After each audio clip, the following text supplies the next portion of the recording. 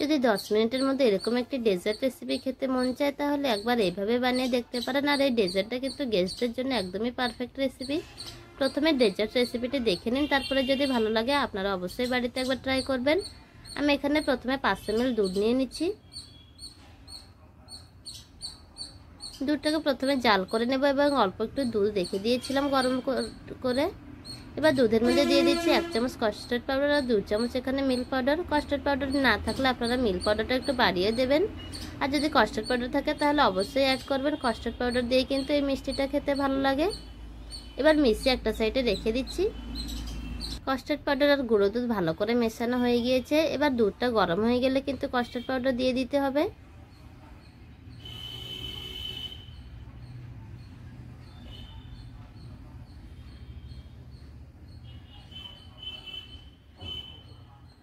দুধটাও একবার ফুটে আসছে, তারপরে এবার কাস্টার্ড পাউডারগুলো দিয়ে দেব।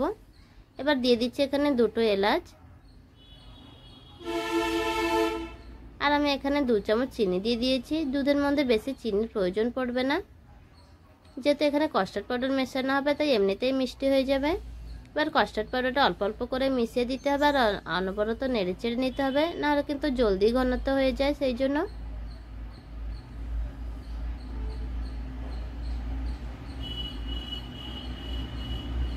দুধটা এখানে আরও 3 মিনিট জাল করে নিয়েছিলাম এবং অনেকটাই ঘন হয়ে গিয়েছে। এবার একটা সাইডে রেখে দেব।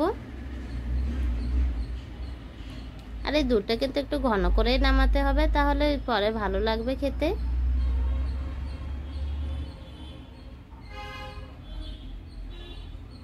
দুধটা নামিয়ে রেখে দিয়েছি। এবার দুধটা ঠান্ডা হয়ে গেলে কিন্তু আরও একটু ঘন হয়ে যাবে। এবার একটা চিনি সিরা বানিয়ে নেবো। তার মধ্যে এখানে দিয়ে দিচ্ছি 50 গ্রাম চিনি আর 100 ml জল। 3 মিনিট জাল করে নেব।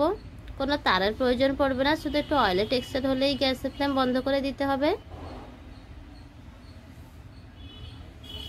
3 মিনিট জাল করে নিয়েছিলাম এবং চিনি সিরাটা একদমই তৈরি হয়ে গিয়েছে।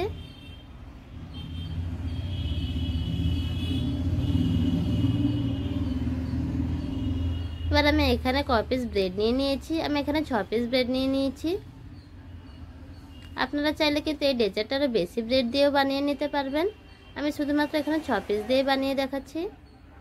ব্রেডের সাইডগুলো কেটে রেখে দেবো, আর এই ব্রেডের সাইডগুলো কেটে ফেলে দেবে না, ব্রেড ক্রাম্বস করে নিতে পারবেন। এবার একটা প্যান বসিয়ে দিয়েছিলাম। প্যানে এখানে ঘি দিয়ে দেবো। ঘিটা আমি আগে থেকে একটু মেল্ট করে নিয়েছিলাম।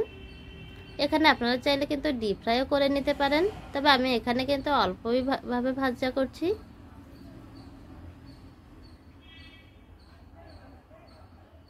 চারটে স্লাইস ব্রেড এখানে দিয়ে দিচ্ছি এবং লো টু মিডিয়াম ফ্লেমে টোস্ট করে ভেজে নেব।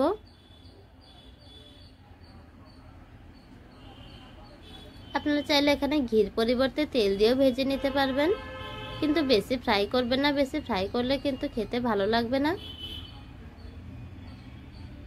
লো ফ্লেমে এভাবে একটু লাল লাল করে ভেজে নিচ্ছি।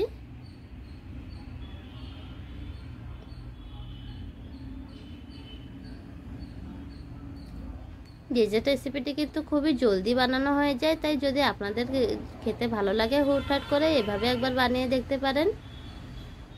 ব্রেডগুলো ফ্রাই করা হয়ে গিয়েছে, এবার তুলে নিচ্ছি।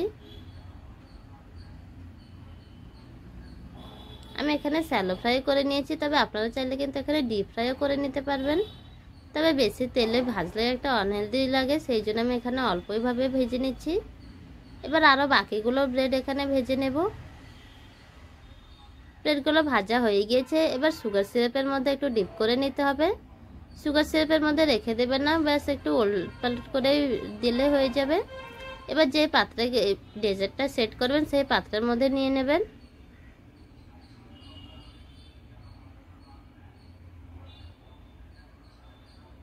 আমি এখানে এইভাবে একটা মোল্ড নিয়েছি, তবে আপনারা চাইলে কিন্তু যে কোনো ধরনের পাত্রেও বানিয়ে নিতে পারবেন।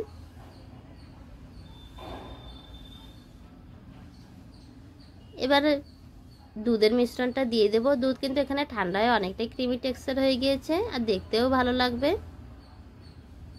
এভাবে প্রতি লেয়ার ব্রেড দিয়ে তারপরে এখানে দুধের মিশ্রণটা দিয়ে দিতে হবে। সব ব্রেড এখানে স্লাইস করে দিয়ে দিয়েছি। এবার ওপর থেকে যতটুকু দুধের মিশ্রণ ছিল সব দিয়ে দিয়েছি। এবার আপনারা চাইলে কিন্তু এখানে ফ্রিজে 2-3 ঘন্টাও রেখে দিতে পারেন, না হলে এখানে সঙ্গে সঙ্গে কেটে নিতে পারেন।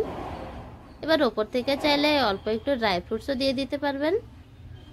ড্রাই ফ্রুটস দিলে দেখতে ভালো লাগবে সেই জন্য, না হলে কিন্তু এটা প্লেনভাবেও করা যায়। প্লেনভাবে করলেও খেতে দারুণ লাগে। বাড়িতে কপিস ব্রেড থাকলে আপনারাও কিন্তু এরকম একটি সুন্দর ডেজার্ট বানিয়ে নিতে পারবেন। এবার আমি আপনাদেরকে কেটেও দেখিয়ে দিচ্ছি কেমন হয়েছে। আমি এখানে কিন্তু একদমই ফ্রিজে রাখিনি বা রেস্টেও রাখিনি, সঙ্গে সঙ্গে কেটে দেখিয়ে দিচ্ছি। তবে আপনারা চাইলে কিন্তু এখানে একটু রেস্টেও রেখে দিতে পারবেন। একটা প্লেটে তুলে নেব।